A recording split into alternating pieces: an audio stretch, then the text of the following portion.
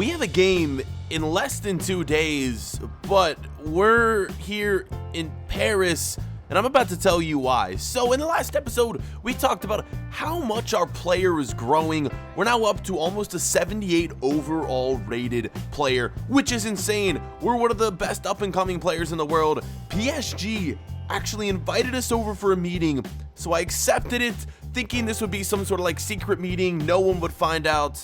Well, boys, I was completely wrong. The press found out, my team found out, more importantly, my manager found out. And you guys saw manager rating now going down by 10, and we're at risk of being cut from the starting 11 and being cut from the first team. We might be benched. Luckily, though, we got the start in this next Premier League game. Is this stupid of me to already be contacting some of the biggest teams in Europe when I'm still sort of, a really young and unproven player, even though I'm high rated?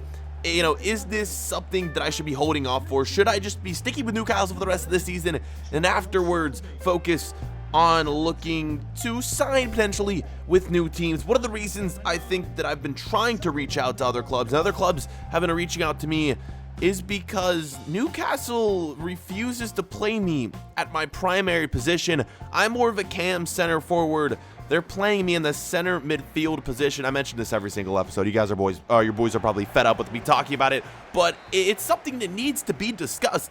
I want to be playing a more attacking role. They're just not giving that to me here at Newcastle, whereas other clubs in Europe might be giving it to me. Check out the little skill right there from Williams, and then we go for the finesse shot right there. Nearly sneaks in that top corner. As we get into this game, make sure you guys leave a like if you want to continue to see this series posted.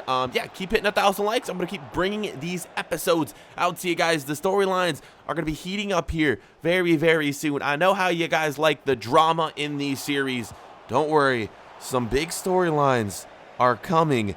I can't spoil anything yet, but you guys just gotta stick around and wait to see what I'm talking about. That's gonna be the end of the first half here in this one against the Bournemouth. We're playing all right, as you can see, a few chances here and there, nothing too special. 0-0 though here at this home match. St. James Park is the location. A really, really nice stadium, honestly. I enjoy playing at Newcastle's home stadium.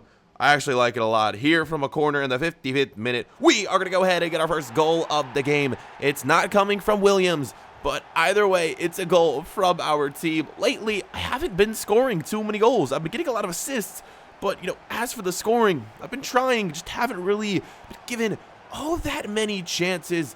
This one, though, is a nice finish from my teammates, and yeah, boys, that is going to be it for this game. There would be a few more chances, so I guess the game wouldn't be completely over. We had to do a fair bit of defending, and I was still looking to score a goal, man. Trying so freaking hard. It's harder than you think playing in the Premier League as an unproven player, guys. Like, you're gonna see this chance right here. We're coming so freaking close. I thought that was for sure in. The finesse shot goes just wide in the 81st minute. Not enough curve on that one. We're still looking to get some of those stats, such as curve, improved here in the 91st minute, boys. One final chance for Bournemouth, and this one honestly nearly went in. Sort of a chip from outside the box, but our keeper was right on it right there. No doubt in the world that he was not going to save that one. It was a phenomenal save from our goalkeeper, and with that, it would be the end of the match. So, boys, great freaking result from our team. And, yeah, we're definitely going to take that result. A win is a win. And you guys are going to see in a second, we are very high up in the table. And we are proving so many people wrong. To be honest, I can't believe that we're this far up in the table. I thought for sure we would be maybe, mid-table at worst, trying to fight relegation. But we're doing quite well. After this, though, it was straight back to the training grounds. I mean, this is one of the reasons that we're doing so well in the Premier League. It's because we're training every single day. And yeah, boys, without training, you can't get those wins on the pitch, can't get those goals, assists, all of that stuff. We're working on our passing. I'm just trying to prove myself as a top and world-class passer. And after training, it would be quite some time before we left. Today is the day when all my teammates received their calls for being called up for international friendlies and World Cup qualifiers with their national team. And I waited by my phone for a good 5, 6, 7 hours, and the call in the text never came. I know we're still young and unproven, but I'm just waiting for the day when I can compete for my home nation. Of course, being born in France, but my father from England, who knows where I'll end up. I know I'm supposed to be known as the French legend, but if England gives me the call up before France, what will I choose? Will I go with the nation that I've spent my whole life growing up and playing in, or the nation that I currently live in now? Only time will tell. After playing only 13 games in the Premier League, who would have guessed that the top two teams would be Newcastle United and Wolves? Two newly promoted teams here to the Premier League. What in the world is going on? We're both on 27 points. We're atop the table right now. Us and Wolves. How crazy is that? I mean, who would have ever guessed, boys? This has been such a phenomenal season. I don't know if, this is because of me or who on Newcastle, if it's a whole team effort. I've been playing really well this year, but am I the player that has turned this Newcastle team around? Do you guys think we can take the credit for it, or has it been a team effort thus far? Maybe a little bit of both, guys. I have been one of the standout players so far on Newcastle this year. Here is just another updated look at the table if for some reason you just missed it a minute ago. It's crazy. I'm honestly in shock of how well we're performing this year, guys. We just, frankly aren't losing games, and it's one of the reasons why we're so high up in the table right now. Let's get into this next game, though, with a team a lot further down the table. It's going to be West Ham United, a team that's definitely going to be beatable. And once again, playing here, St. James Park, behind the home fans. Without further ado, let's get into it, where we lose the ball in the 20th minute, but we win it back. And look at this pass played into my teammate. Once again, we're not getting an assist.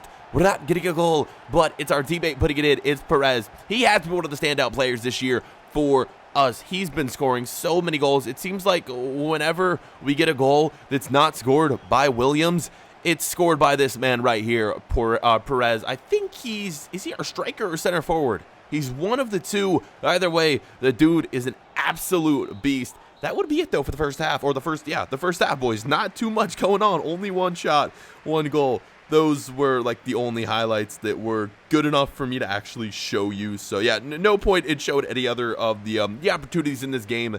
But yeah, let's get back into the second half, where more action would follow. Right here, Snodgrass on the ball. He loses it, passes it, the 1-2 of dreams. And are you kidding me? What a freaking goal. 1-1, the equalizer from West Ham. This was ridiculous, and one of the best goals I think we've seen all season long in this career mode. Snodgrass, what in the world have you just done with his left foot? And the keeper literally stands no chance at all. That was incredible, boys. We are definitely gonna need to get another look right here from the replay. He seems to lose the ball, but wins it back, and then the 1-2 pass in to the side netting. What a freaking shot right there. Honestly, man, what in the world is that of a goal right there? Keeper dives, but realistically stands no chance of saving that one.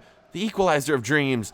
And we got ourselves a game here, boys. We need to continue this form if we want to stay top the table. West Ham has the momentum now, getting another chance, and yeah, boys, we would come back and we would have ourselves a shot right here. As you can see, it goes up and over the crossbar. We were trying so freaking hard to take the lead in the later half of this game. More skill from Williams, but what is that shot? Absolutely terrible.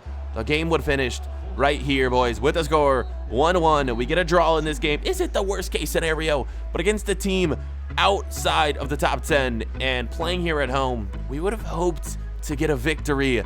Fortunately, we can't, but we'll take the 1 point. We are still going to stay top 4, which is very, very important. It is early on here. I think we're only in the month of November, so there's plenty of time for us to potentially slip up. So we need to continue to get results. We can't get too cocky being that we're in the top 4, and this game's gonna finish 1-1. After the match, though, we went on a nice little holiday for ourselves to the beach. I needed to get away from the game for a little bit with all the drama going on with us in PSG. And boys, this is something that we've done in other series of the My Player, and you guys seem to like. We're kind of lonely now here in England. We don't have too many friends. does JJ Williams need to get himself a girlfriend, or should we focus on the game of football? I'm gonna have you guys vote in the comment section. Let me know what we should do. All your choices will affect the storyline some way, somehow. Your answer will be in the next episode.